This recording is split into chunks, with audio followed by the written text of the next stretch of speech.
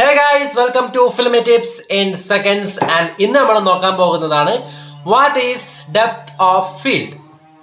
Depth of field എന്ന് പറഞ്ഞാൽ simple ആയിട്ട് ഇത്രയേ ഉള്ളൂ, the area that is in focus. നിങ്ങൾക്കറിയാം, നമ്മൾ ക്യാമറയിൽ ഫോട്ടോ എടുക്കുന്ന സമയത്ത് നമുക്കറിയാം ബാക്ക്ഗ്രൗണ്ട് നമ്മൾ ബ്ലറാക്കി കാണിക്കും അല്ലെ. അതെങ്ങനെയാണ് കാണിക്കുന്നത്? അത് ക്യാമറയിലുള്ള ഒരു സെറ്റിംഗ്സ് വഴിയാണ്. അതിന് നമ്മൾ പറയുന്ന പേരാണ് ആപ്പർച്ചർ സെറ്റിംഗ്സ്. ഫോട്ടോഗ്രാഫിനെ കുറിച്ച് അറിയുന്നവർക്ക് ഇതൊരു സിമ്പിൾ ആയിട്ടുള്ള സെറ്റിംഗ്സ് മാത്രമാണ്. അപ്പോൾ അറിയാത്തവർക്ക് വേണ്ടി ജസ്റ്റ് ഒരു ബേസിക് ആയിട്ട് ഞാൻ പറഞ്ഞുതരാം. ക്യാമറകളുടെ ലെൻസിന് മുന്നിലായിട്ട് ഒരു ചെറിയ ഹോൾ ഉണ്ടാവും.